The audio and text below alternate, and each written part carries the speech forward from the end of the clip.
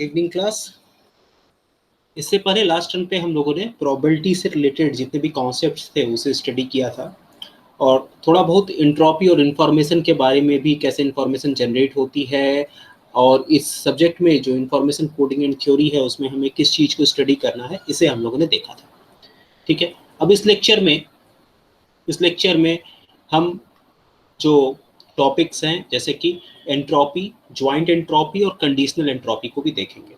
तो joint entropy और conditional entropy को देखने के लिए जो सबसे इम्पॉर्टेंट चीज़ थी वो ये थी कि जो सबसे इम्पॉर्टेंट चीज़ थी वो ये थी कि आप कंडीशनल प्रोबेबिलिटी को पहले समझ पाइए और ज्वाइंट प्रोबेबिलिटी को पहले समझ पाइए। तो इससे जो प्रीवियस लेक्चर हुए थे उसमें कंडीशनल प्रोबेबिलिटी और ज्वाइंट प्रोबेबिलिटी को न्यूमेरिकली भी काफ़ी हद तक कवर किया गया था। तो हम लोग आते हैं एंट्रोपी पे। What is entropy? Entropy is a measure of, what is entropy? Entropy is a measure of uncertainty of random variable, means how much uncertain a random variable is that can be measured by help of entropy. Okay, तो इससे पहले भी आपको बताया था random variable दो type के होते हैं, एक होता है डिस्क्रीट टाइप और दूसरा होता है कॉन्टिन्यूअस टाइप। उसको हम लोगों ने बहुत डिटेल में स्टडी किया हुआ है। ठीक है, तो एक्स अगर हमने माना कोई discrete type of random variable है, ठीक है, तो एक्स अगर कोई discrete type of random variable है तो यहाँ पर एक्स जो है उस discrete kind of random variable की वैल्यू को रिप्रेजेंट करेगा, और वो वैल्यू 1 2 3 4 या कोई भी सैंपल डिस्क्रीट वैल्यूज होगी। ठीक है ना। और ऑब्वियसली जब discrete kind of random variable होता है तो मैंने वहां पर बताया था आपको प्रोबेबिलिटी मास फंक्शन डिसाइड होता है। और प्रोबेबिलिटी डेंसिटी फंक्शन किस में डिफाइन होता है? प्रोबेबिलिटी डेंसिटी फंक्शन डिसाइड होता है वो तब जबकि हम continuous kind of random variable को डिस्कस कर रहे होते हैं। तो प्रोबेबिलिटी मास फंक्शन जो px दिया हुआ है that is prx is equals to x। ठीक है, तो x की कोई भी वैल्यू हो सकती है, दैट इज स्मॉल x मतलब कोई भी ऐसी वैल्यू जो x की हो सकती है। ठीक है, तो अगर इस टाइप से अगर हमने कहा है कि कोई भी डिस्क्रीट रैंडम वेरिएबल हमने डिफाइन किया हुआ है और उसका प्रोबेबिलिटी मास फंक्शन मतलब उसका प्रोबेबिलिटी हम लोगों ने p ऑफ x से डिफाइन किया है। अच्छा, तो जो एंट्रोपी होता है, एंट्रोपी कैलकुलेशन डिपेंड करता है प्रोबेबिलिटी पे, ना कि उस रैंडम वेरिएबल पे। जैसे हम कोई रैंडम वेरिएबल अगर मेजर कर रहे हैं तो उसकी क्या वैल्यू आ रही है उस पर वो डिपेंड नहीं करता, बिकॉज रैंडम वेरिएबल की वैल्यू तो कुछ भी हो सकती है। मीन्स अगर हम डाइस को थ्रो कर रहे हैं और डाइस थ्रो करने पे 3 वैल्यू आ रही है, 4 वैल्यू आ रही है, 1 वैल्यू आ रही है, कभी भी एंट्रोपी इस चीज पर डिपेंड नहीं करेगी कि हमारी वैल्यू क्या आ रही है, जबकि एंट्रोपी इस चीज पर डिपेंड करेगी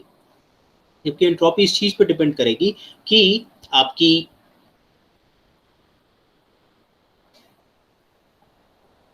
एंट्रोपी इस चीज पर डिपेंड करेगी कि उस समय प्रोबेबिलिटी क्या है।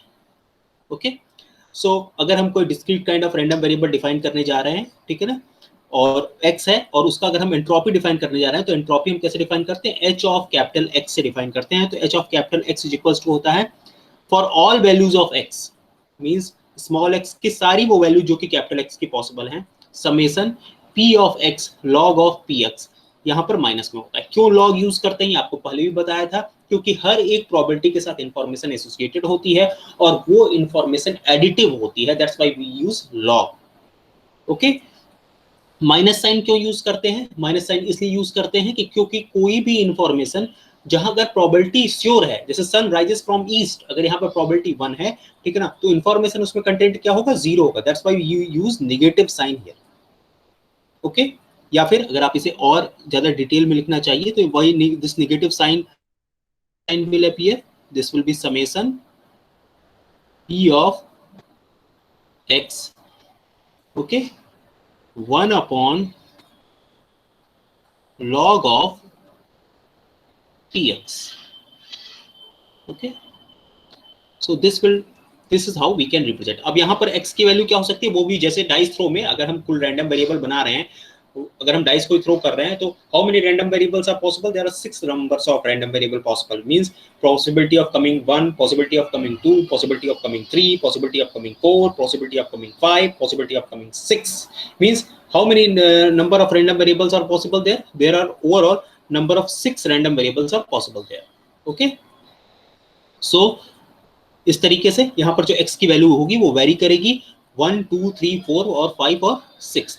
ओके, यहाँ ओके, अब हम इसे थोड़ा सा अगर चेंज करें चेंज किस तरीके से कर रहे हैं, अगर हमने g ऑफ x एक फंक्शन डिफाइन कर दिया और g ऑफ x को हमने क्या कहा, g of x is log of 1 upon px, means this particular function is defined as how g of x। ठीक है, अगर हमने इसे g ऑफ x से डिफाइन कर दिया तो अब हम इसे कैसे रिप्रेजेंट कर सकते हैं, तो अब हम इस फंक्शन को लिख सकते हैं summation of g of x and p of x। Okay, summation of g of x and p of x। Okay, इस तरीके से हम लिख सकते हैं। अब अगर आपको summation of g of x और p ऑफ x लिखना है, ठीक है ना, इस तरीके से अगर समेशन में लिखना है तो हमने लास्ट टर्म पे एक्सपेक्टेशन ऑपरेटर पढ़ रखा था। एक्सपेक्टेशन ऑपरेटर क्या होता है, एक्सपेक्टेशन ऑपरेटर में अगर आप कोई भी प्रोबेबिलिटी फंक्शन होता है, मतलब अगर आप किसी भी रैंडम वेरिएबल x का एक्सपेक्टेशन ऑपरेटर निकाल रहे हो, ठीक है ना, e ऑफ x निकाल रहे हो, तो कैसे निकालते हैं, आपको अगर याद हो तो समेशन ऑफ क्या होता है, समेशन ऑफ जो भी random variable x and p of x मतलब हम प्रोबेबिलिटी को मल्टीप्लाई कर देते हैं उस पर्टिकुलर रैंडम वेरिएबल से, ठीक है ना, और समेशन या i की वैल्यू वेरी करती है। तो अगर हम इसके आगे अगर एक्सपेक्टेशन ऑपरेटर लगा दें और एक्सपेक्टेशन ऑपरेटर में हम क्या लिख दें, gx लिख दें, ठीक है ना, तो gx लिख दें तो बताइए यहाँ पर क्या आ जाएगा, समेशन ऑफ जो भी x की वैल्यू होगी gx मतलब क्या होगा, gx मतलब 1 upon of px of x log of 1 upon of px of x, और इससे क्या मल्टीप्लाई होगा, इससे मल्टीप्लाई होगा p of x of x। तो ये देखिए एक्सपेक्टेशन ऑपरेटर लेने पर आपको क्या मिलेगा, आपको ये जो मिलेगा this is called h of x। इसका मतलब ये है कि अगर हम एक्सपेक्टेशन ऑपरेटर के थ्रू अगर हम इसे लिखना चाहते हैं तो एक्सपेक्टेशन ऑपरेटर के थ्रू लिखते टाइम हमें एक्सपेक्टेशन ऑपरेटर के अंदर जो वैल्यू x है उसकी जगह हमें क्या लिखना पड़ेगा, उसके अंदर हमें gx लिखना पड़ेगा। What is this gx? log of 1 upon of px। Okay, तो अगर आप इसे एक्सपेक्टेशन ऑपरेटर के टर्म्स में लिखना चाहते हैं तो h of x may be written as 1 upon expectation operator log of 1 upon of px। तो जब आप log of 1 upon of px लिखेंगे तो log of 1 upon of px into px होगा और समेशन का वैल्यू आएगा। ठीक है, तो इस तरीके से आप इसे एक्सपेक्टेशन ऑपरेटर के टर्म्स में लिख सकते हैं। ठीक है, कोई डाउट है अभी तक तो आप पूछ सकते हैं। कोई डाउट है किसी को, ये कैसे लिखा, मैं एक बार फिर रिपीट कर देता हूँ। एक और बार रिपीट करने का मतलब ये है कि देखिए ये तो एंट्रोपी हम लोगों ने पहले भी पढ़ रखा है, तो यहाँ पर log minus of px log of px अगर लिखते हैं तो इसे आप कैसे लिख सकते हैं, माइनस को आप हटाते हैं 1 upon of log of px लिख सकते हैं। Okay, 1 upon of log of px में ये आपने कहा कि 1 upon of log of px को मैं किससे रिप्रेजेंट करूंगा, I will represent it with the gx। ठीक है, अगर आपने gx से रिप्रेजेंट किया, gx इंटू px ये आ गया।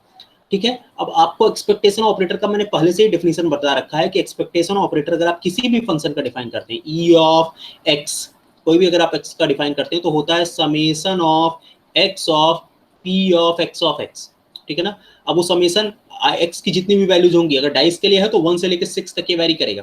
ठीक है, तो यहाँ पर एक्स ये जो अंदर होता है ना, वही यहाँ पर पहले एक्स आता है और फिर प्रोबेबिलिटी बाहर आती है, मैंने x होने की प्रोबेबिलिटी। तो अगर हम एक्सपेक्टेशन ऑपरेटर के अंदर log of 1 upon of px को रख देंगे तो यहाँ पर जो एक्सप्रेशन आएगा वो क्या आएगा, log of 1 upon of px और फिर प्रोबेबिलिटी मल्टीप्लाई होगी px। तो ये पूरा का पूरा किसको बताने लगेगा, एंट्रोपी को। तो अगर आप इस एंट्रोपी को एक्सपेक्टेशन ऑपरेटर के टर्म्स में लिखना चाहते हैं, if you want to write down this entropy in terms of expectation operator, then you can write down it like this. Okay, और अगर आप इसे और ज्यादा बेटर करना चाहते हो तो लिख सकते हैं minus of expectation operator of how much, log of px।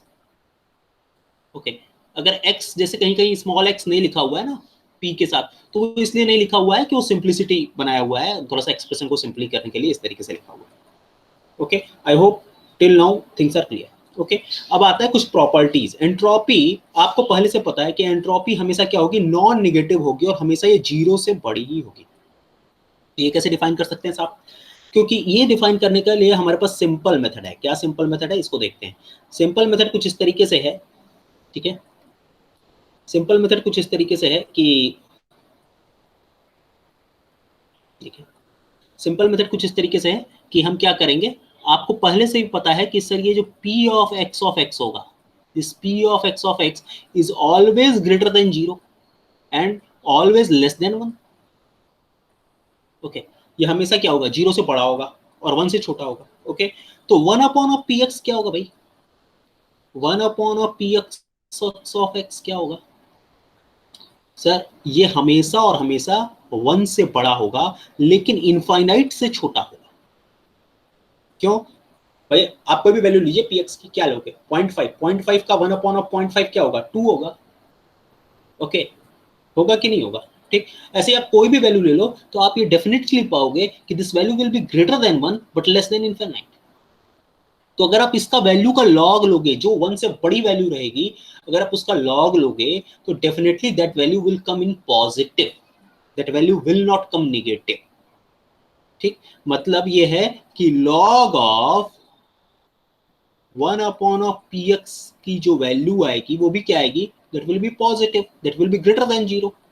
और यहां पर पी एक्स की भी वैल्यू पॉजिटिव है, तो जब पॉजिटिव और पॉजिटिव वैल्यू मल्टीप्लाई होगी तो डेफिनेटली एक पॉजिटिव नंबर ही आएगा। तो ये श्योर है कि एंट्रोपी हमेशा और हमेशा कैसी होगी, नॉन नेगेटिव होगी और पॉजिटिव ही होगी। इसको डिराइव करने का तरीका ये है कि पी एक्स ऑफ एक्स हमेशा 0 से बड़ा होगा लेकिन 1 से छोटा होगा या फिर 1 के इक्वल होगा। उस कंडीशन में 1 अपॉन ऑफ पी एक्स जो होगा वो 1 से बड़ा होगा लेकिन इनफाइनाइट से छोटा होगा। और अगर आप किसी भी ऐसी वैल्यू जो कि 1 से बड़ी है उसका लॉग लेते हैं तो definitely that value will come positive. और अगर वो पॉजिटिव आती है तो इसका मतलब जो भी फंक्शन आएगा वो पॉजिटिव ही आएगा। ठीक है, क्यों, क्योंकि log of 1 upon of P x को मल्टीप्लाई करना है पी एक्स से, तो डेफिनेटली वो ओवरऑल वैल्यू पॉजिटिव आएगी।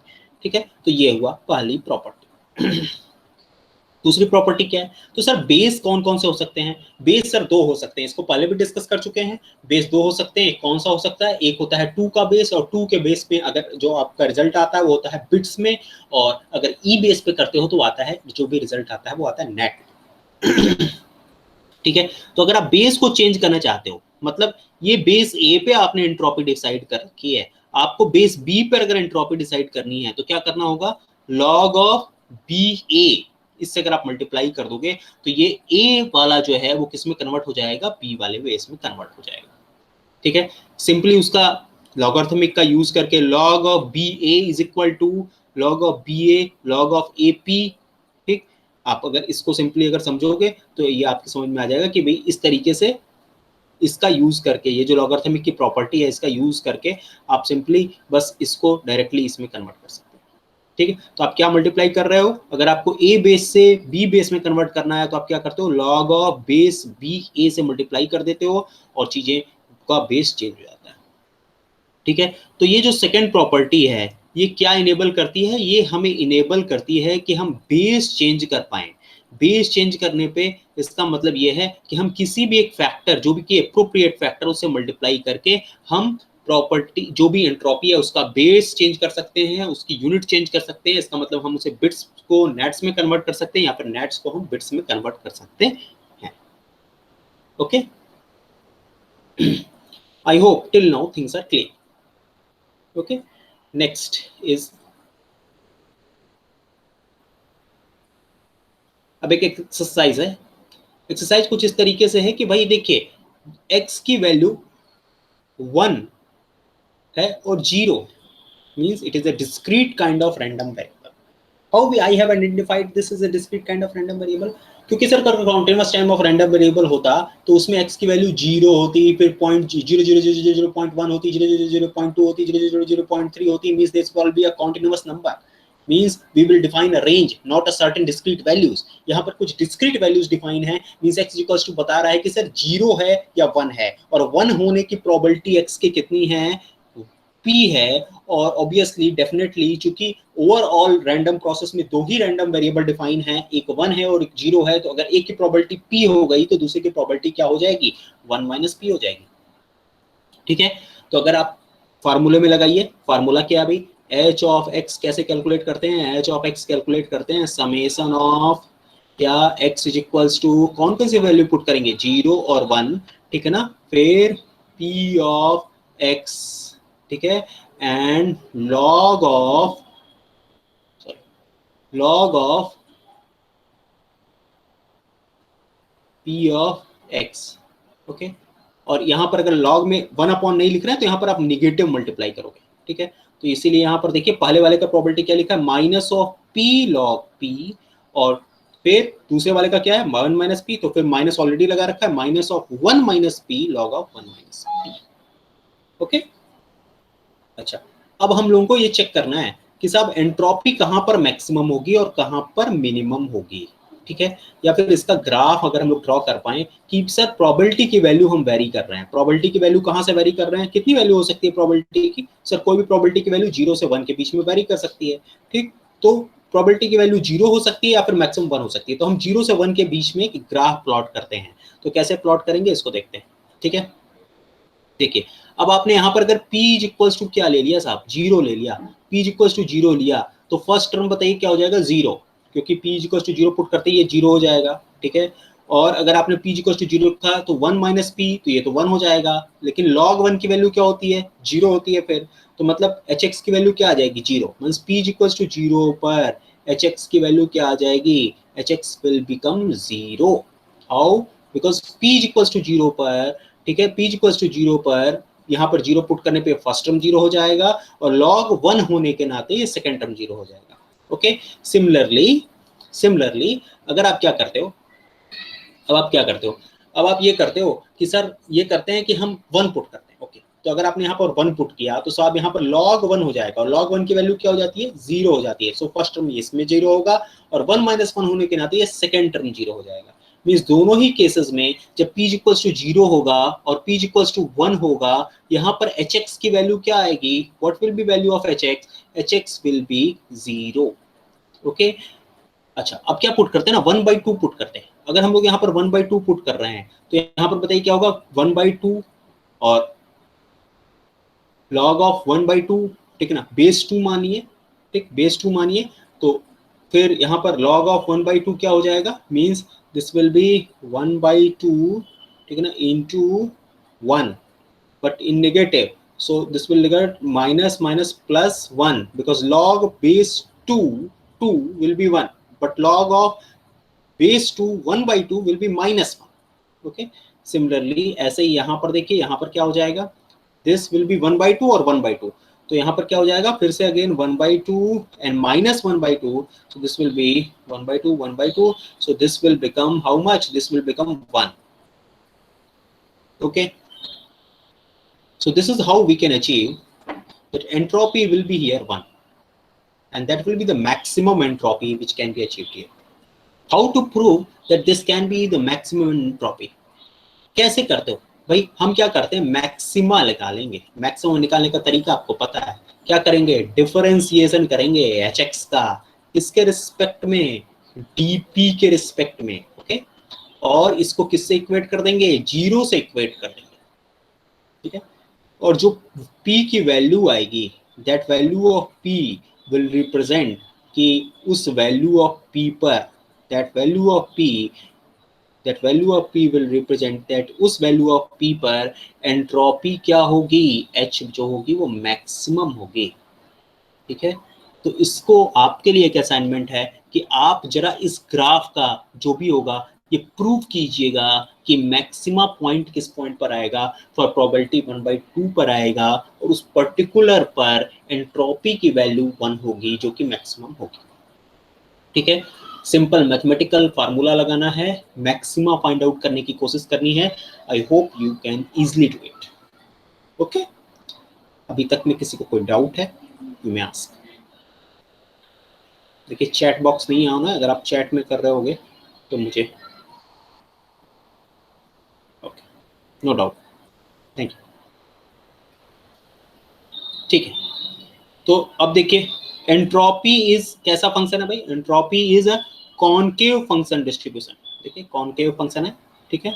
और फिर वही चीज लिखी हुई है कि for hx is equals to 0, ठीक है, p इज इक्वल्स टू 0 और 1, this makes the sense, means hx equals to 0 probability 1 या 0 के लिए, this makes sense when p is equals to 0 and 1, ठीक है। The random variable is not random, means there is no uncertainty, means if entropy is 0, means we can say that there is no uncertainty, means we are very sure at p equals to 0 that output will come 1, and we are very sure at t equals to 1 that output will come 0. Okay, or maybe the vice versa depending upon the other thing. Okay, uncertainty is maximum at t equals to 1 by 2 according to maximum value of entropy, the curve which we have obtained. Okay, so this is the problem, which is important problem and may be asked. Now here is a problem for you. You have to calculate the entropy. There are there are random variable x. Till now we have seen that random variable will have values only as x equals to 0, 1, 2, 3, 4. But this is not very sure. Random variable don't have only discrete values. It can have numerical value. It can have names. Okay, so here a discrete kind of random variable having 4 discrete values a, b, c, and d, and probability of occurrence of a is 1 by 2, probability of occurrence of b is 1 by 4, probability of occurrence of c is 1 by 8, and probability of occurrence of d is 1 by 8. Now you have to calculate the entropy. So how you can calculate the entropy? This is hx. Hx is equals to summation of x equals to how much you will a, b, c, and d. Means you will put 4 values a, b, c, and d. Okay, now here p of x and log of what will be 1 upon of tx.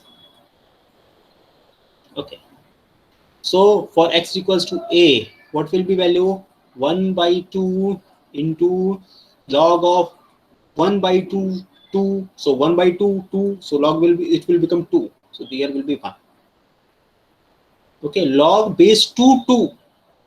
If I will put this log of base 2 1 divided by 1 by 2. So it will result how much? Log of 2, and log base 2, 2. This will be 1.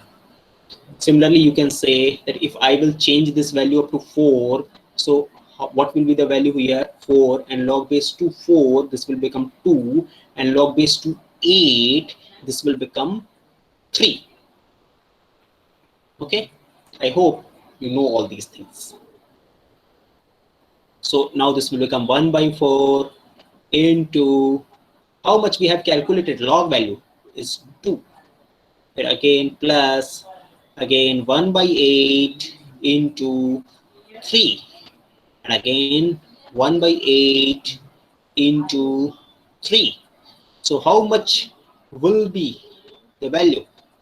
1 by 2, 1 by 2, this will be 1, and 6 by 8.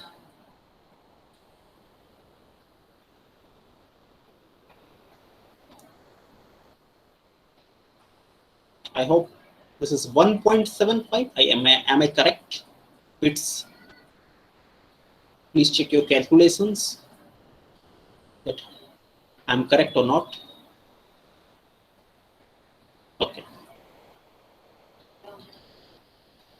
So anyone have any doubt in solving this while calculating the entropy? कोई दिक्कत नहीं किसी को? कोई problem? Calculate हो जाएगा entropy? Okay, किसी कोई प्रॉब्लम है तो पुट डाउन करें, अदरवाइज मैं आगे बढ़। बोलिए भाई। Sridhar, you have any problem or should we move forward? No problem, sir.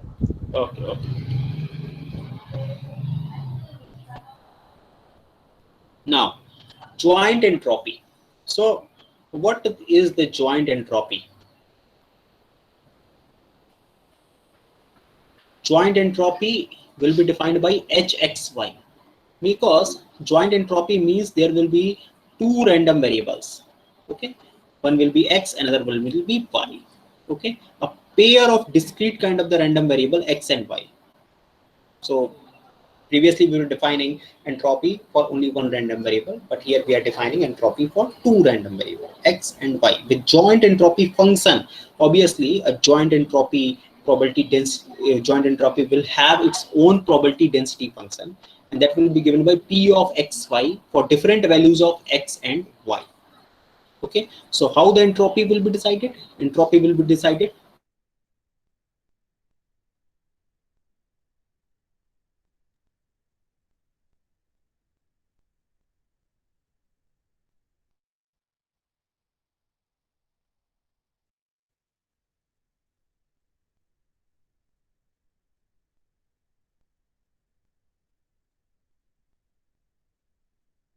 one, sorry, 0 and 1.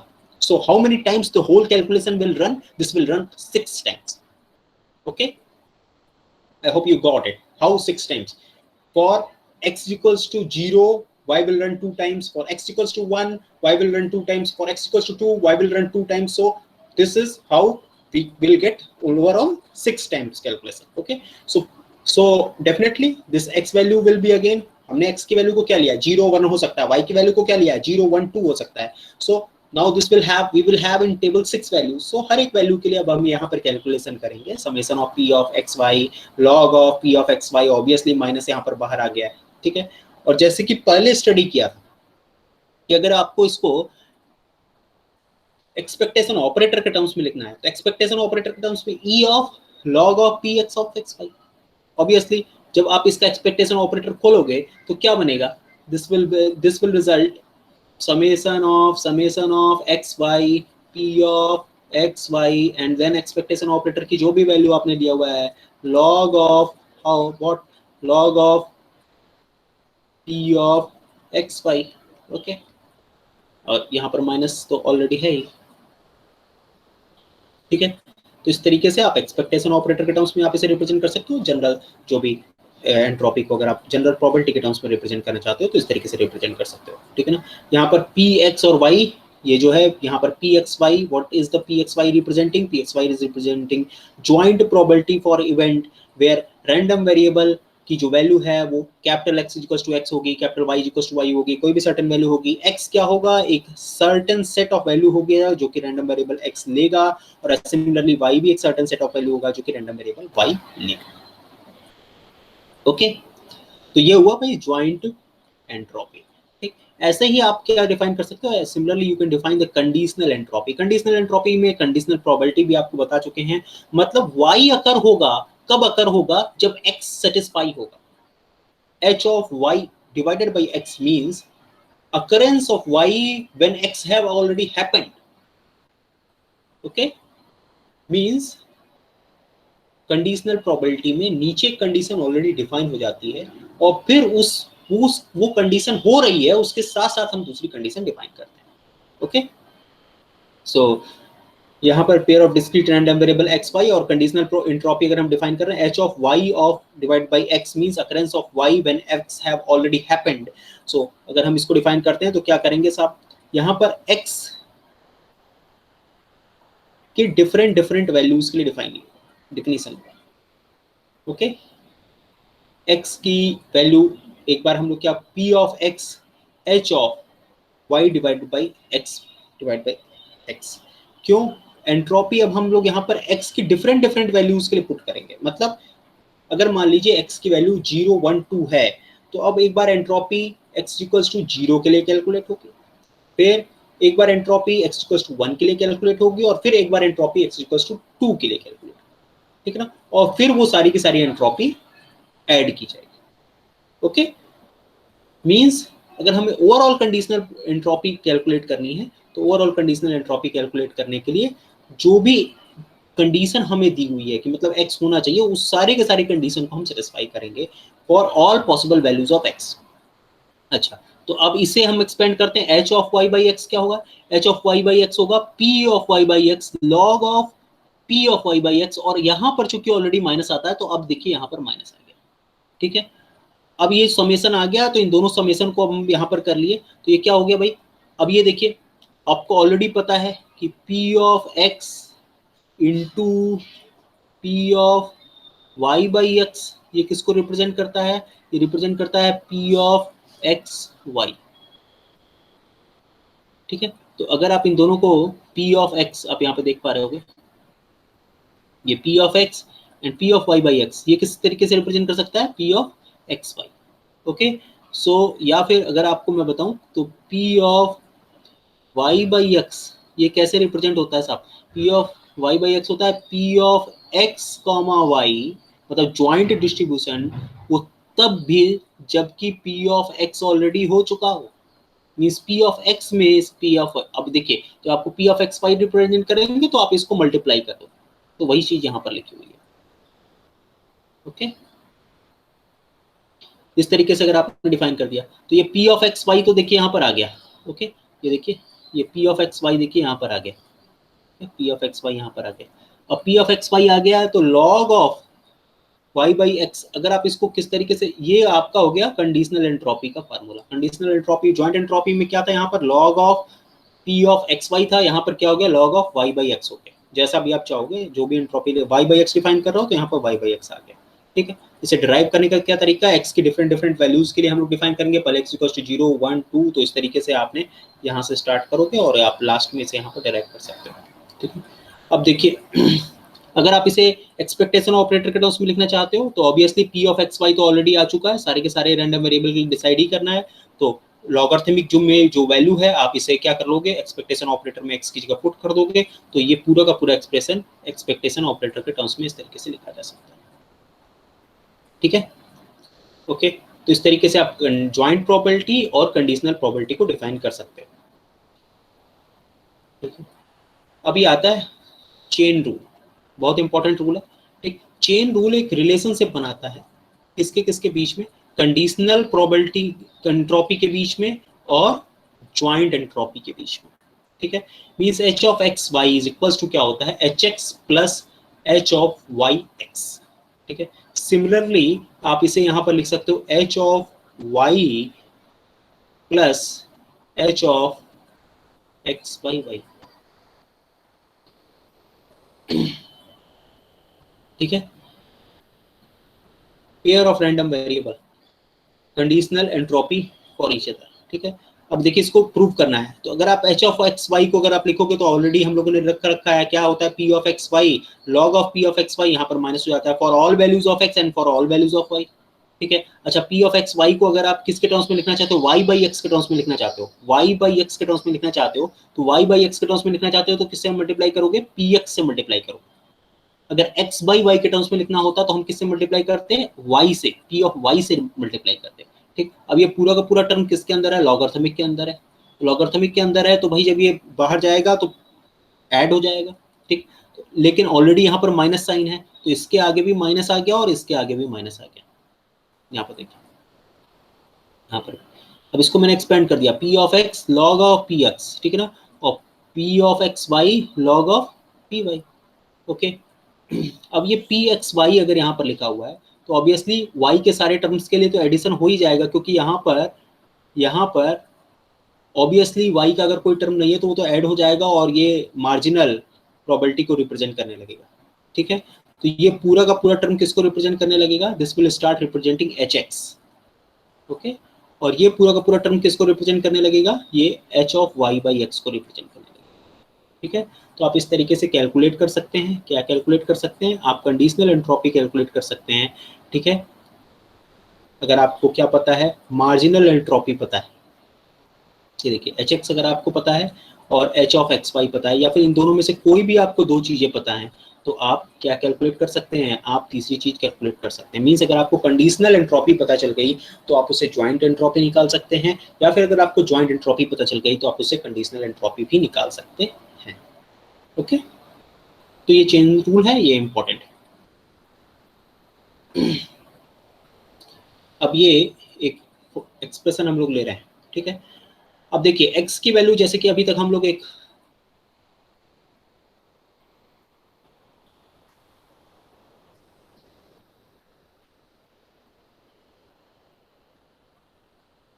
x की value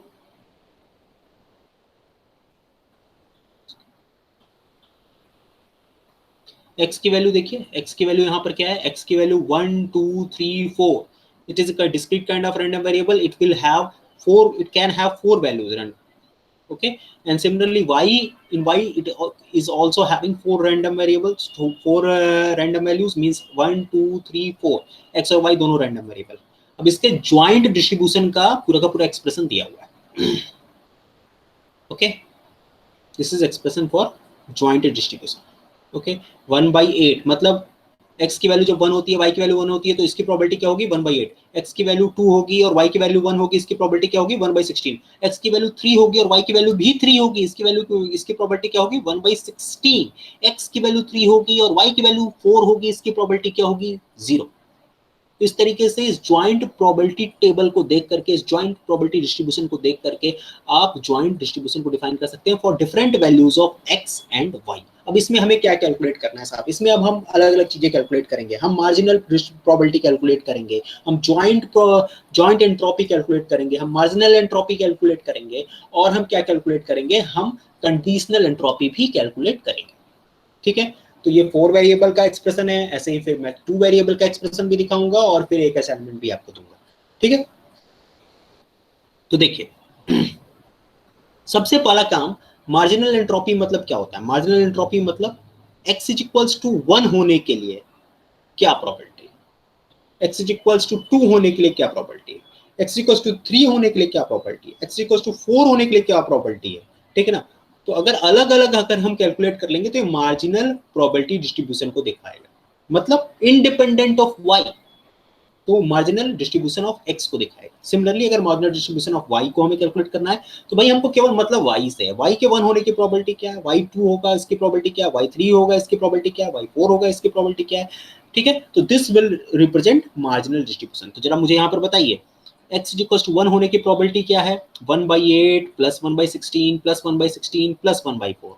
So 1/16 plus 1/16 will be 1/8. 1/8 plus 1/8 will be 1/4. 1/2. मतलब 1 होने की प्रोबेबिलिटी, भाई y से मुझे मतलब नहीं है ना, तो y की वैल्यू कुछ भी हो, तो x की 1 वैल्यू इन सारे के सारे प्रोबेबिलिटीज पे 1 हो रही है, तो मैं इसे ऐड कर दूंगा and this will result 1/2 is marginal probability of becoming 1. Similarly, marginal probability of becoming 2 is 1/16 plus 1/16, this will be 1/8, and 1/8 plus 1/8, this will be 1/4, and plus 0, so this will result 1/4. Okay, now similarly here 1/32 plus 1/32 will be 1/16, 1/16 plus 1/16 will be 1/8. Okay, so here we can say that this will be 1/8. Okay, and similarly here 1/32, 1/32, how much will it be? It will be 1/16, and 1/16 plus 1/16 will be again 1/16. So sorry, 1/8. So here we can say that this will be 1/8. So we can say that marginal probability of x is given by 1/2, 1/4, 1/8, and 1/8. Okay, I think now what is the marginal probability is very clear to all of you. Okay, so now if I am interested in what is the entropy, what is the entropy in P of, what is entropy in h of x? So for h of x, okay, just see here. यहां पर जब हम calculate कर रहे थे तो P of y वाले को मैंने y वाले को हटा दिया. क्यों हटा दिया? क्योंकि साहब हम यहाँ पर अब जो प्रोबेबिलिटी कैलकुलेट करते हैं, जब हम hx कैलकुलेट करते हैं तो हम मार्जिनल प्रोबेबिलिटी कैलकुलेट करते हैं, तो उसमें y वाले को हम रिमूव कर सकते हैं क्योंकि ऑलरेडी हम वो सारा सम करके ही यहाँ यूज करते हैं.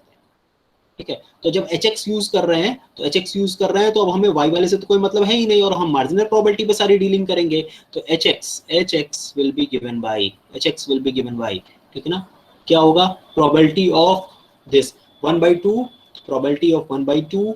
ठीक है, फिर 1/4, 1/8, 1/8. We have already calculated such kind of the probability in the previous problem.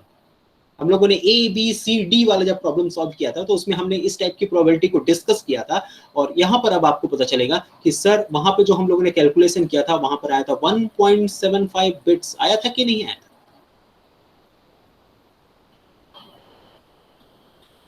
आया था ना? क्यों भाई, यहां तक किसी को कोई डाउट? अब हम लोग इसी तरीके से y वाले को अगर हम कैलकुलेट करें, if we want to calculate probability of y, बताइए भाई क्या आएगा?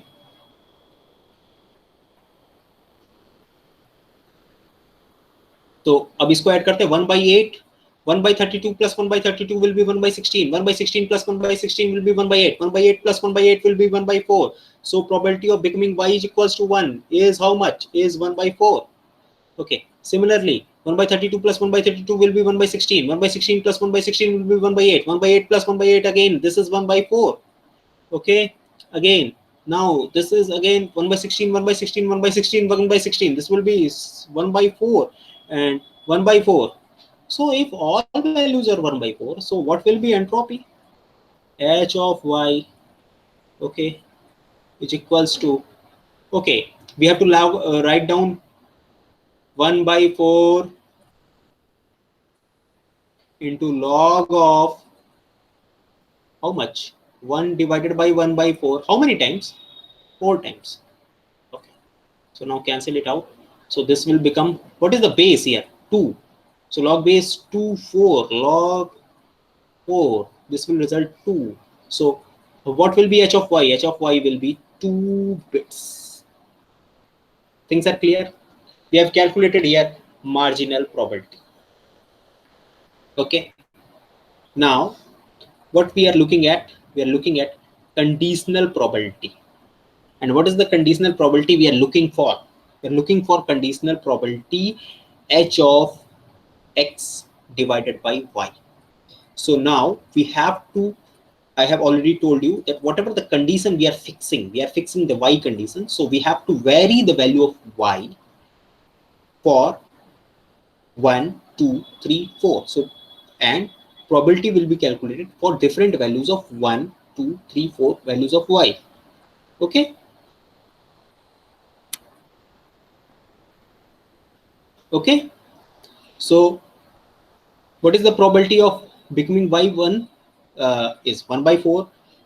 What is probability of becoming y2? 1/4. What is probability of becoming y3 is again 1/4. And what is probability of becoming y4 is again 1/4. Okay. I hope till now things are clear. Okay. Now we have to calculate the entropy for y is equals to how much? Y is equals to 1 for different values of x. We have to calculate entropy for y is equals to 1 for different values of x. So now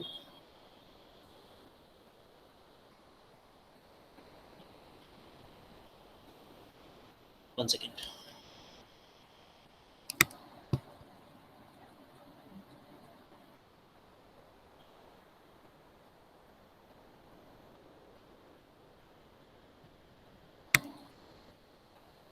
I'm dragging it down.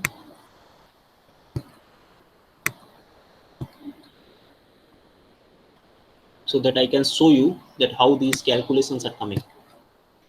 Okay.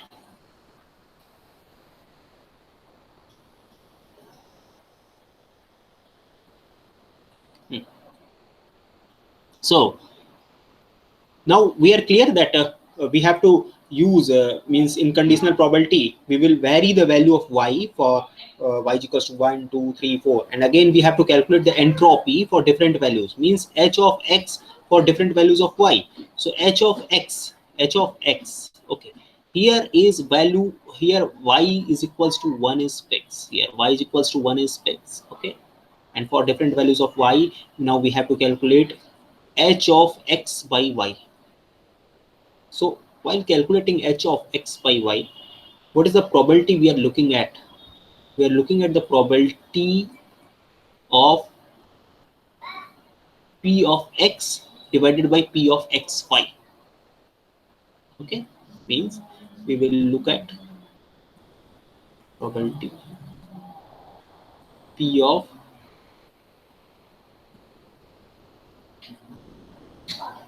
x comma y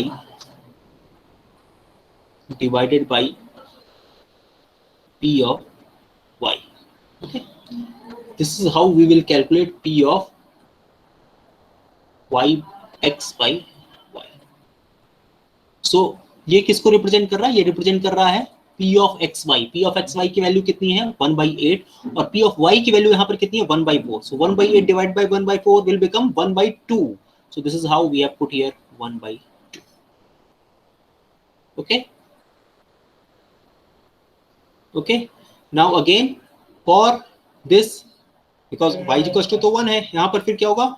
1/16 divided by 1/4. 1/16 divided by 1/4, this will become again 1/8.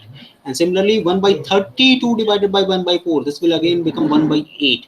And again 1/32 divided by 1/4, this will again become 1/8.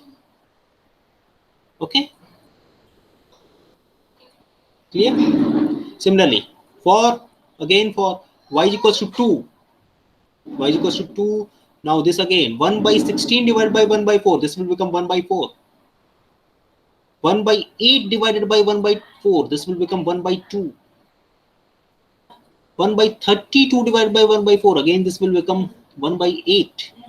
1/32 divided by 1/4, again this will become 1/8. Okay.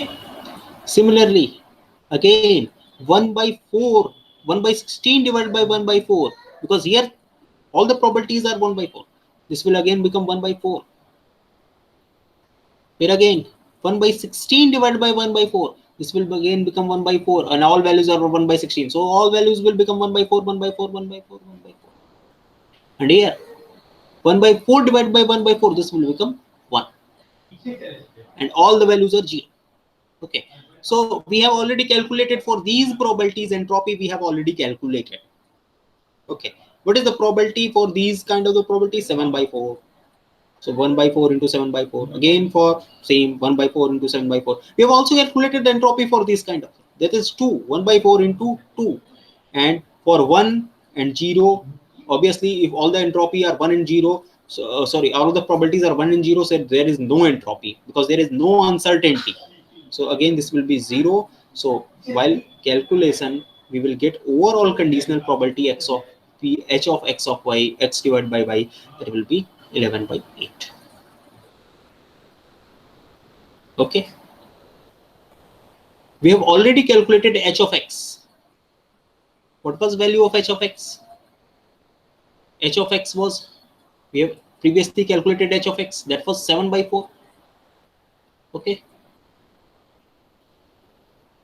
h of x is 7/4. So now if we are interested in joint entropy, so how we can calculate it? H of xy is equal to, what is h of, we have already by the chains formula, h of xy, that will be equals to h of x plus h of y by x. What we have calculated here? We have calculated here h of x by y, h of x by y. So what we have to write down, if we want to h of xy, so this will result x by y plus h of y. So how much it will be? 11/8 plus 2. So 11/8 plus 2, this will be 27/8. Okay, if it was, अगर ये पहले h of x by y की जगह y by x रहता तो हम यहाँ पर क्या ऐड करते? h of x ऐड करते. ठीक है, बिकॉज ये दोनों चीजें सेम नहीं है. Conditional probability of becoming x by y और y by x both will not be same. ठीक है, तो इस तरीके से ज्वाइंट एंट्रोपी आप निकाल सकते हो. आपने देखा ज्वाइंट एंट्रोपी, अगर आप कंडीशनल एंट्रोपी अगर आप निकाल लिए, कोई भी एक निकाल लिए, तो आप उससे ज्वाइंट एंट्रोपी आराम से निकाल सकते हो. ओके, और सिमिलरली अब आपके पास क्या है? आपके पास h ऑफ एक्स वाई है, h ऑफ एक्स वाई, और अगर आप h of y by x निकालना चाहते हो, now you want to calculate h of y by x, so this will be plus of h of x. ठीक है, तो अब आप इसको क्या करोगे? सिंपली इसमें से h ऑफ x माइनस कर दोगे, तो h of x Y minus of hx. So this will be 27 by 8 minus 7 by 4. So this will be 13 by 8.